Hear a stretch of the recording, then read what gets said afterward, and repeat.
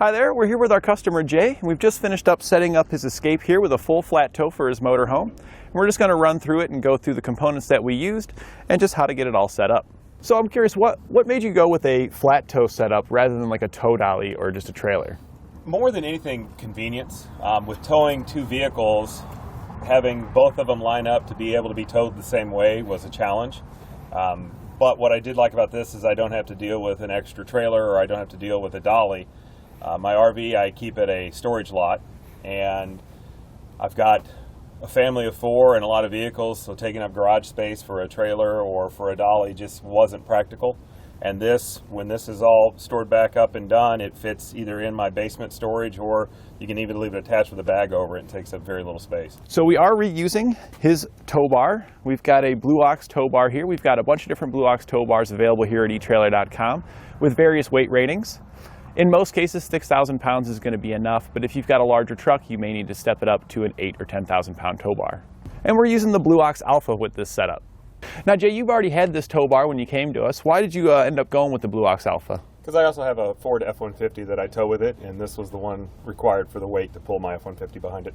Perfect. Yeah, weight capacity is definitely one of the biggest things you want to look at with a tow bar. I notice this one here's also got the non-binding, which is something that I would definitely recommend for most of our customers to have. Makes it really easy when taking it on and off. Oh yeah.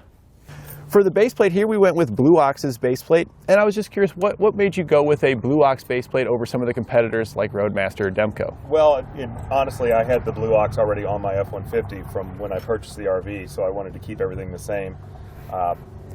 Wasn't sure of a lot of the differences, but when I originally got the Blue Ox, they said this was a great system, the way it hooks up, and the way it was going to look on my F-150 was a good choice. Got lucky that it also looks good on the Escape, I guess, as well, right? Yeah, and Blue Ox and Roadmaster, those are both my two personal favorites. I prefer those two. The Roadmasters I typically like a little bit better just because they're a little easier on the install side, which is my side of it here, but sure. Both of them usually end up looking very good with the final product. And for our braking system, we installed Roadmaster's 9700 series portable braking system. And I'm curious, that was one that you already had, and we installed just a second vehicle kit to get your old system up and running on this vehicle. Why originally did you choose the 9700? Well, when I did the whole thing originally, I had the intentions of having two vehicles, and this was a very cost-effective way to get a braking system in both vehicles. Yeah. Just reuse. That works out, yeah. I mean, it's pretty easy to move. You just unhook it from the pedal, a couple of plugs you plug in. Nice so, yeah. little handle, comes right out. Yeah, so it's a perfect setup for multiple vehicles. And for our diode wiring, we chose a Hopkins custom plug-and-play diode wiring. And this is a pretty cool setup because most of the time you have a spliced diode wiring setup where you're cutting in and splicing into the wires.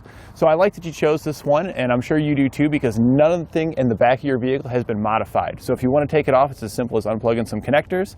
And if for whatever reason down the road you had service performed on your vehicle here, there's no chance that the dealer's going to go, hey, you cut some wires, that's not going to be warrantied. No, that's great to hear, because having it all basically OEM product sounds great, and the fact that we didn't interrupt any of that I appreciate that. Yeah, and also it minimizes the chance of error down the road as well. Sure. Now we did notice you also got a HighLow Adapter installed here, and that's like perfect for this type of setup because if you look down, we're nice and level from where we're hooked up to the motorhome here all the way back to our tow bar. And that's really important to ensure that our vehicle's being pulled straight.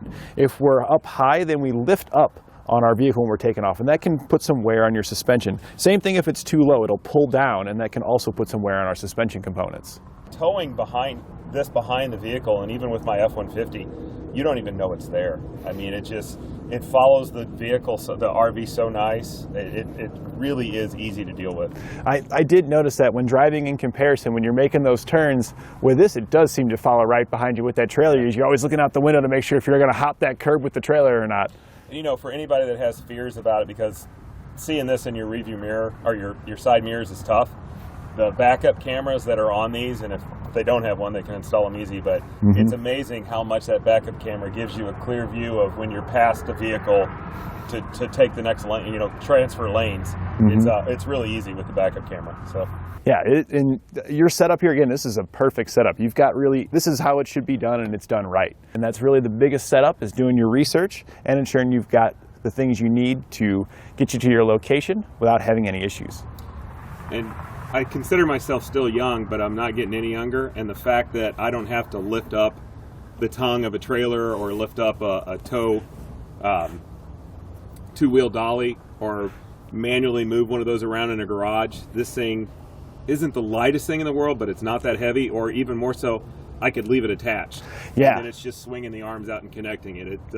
That part of it is a back saver compared to having to deal with a dolly or a trailer. And especially too at your campsite, you get there, you can unhook and just leave this here on the trailer, and you can go to the grocery store and pick up some supplies if you need to, or whatever you're planning on doing. Yep, you just need to make sure you do have one of these that's lockable, because somebody might be envious and take it. Yep, and we've got those here at eTrailer as well, and you can get them also. They're key to like, so you don't have to worry about having a big mess of keys. Yep. Well, thanks for taking the time with us, and your setup's beautiful here, and I hope you have a safe trip home. Man, I appreciate it. Thank you.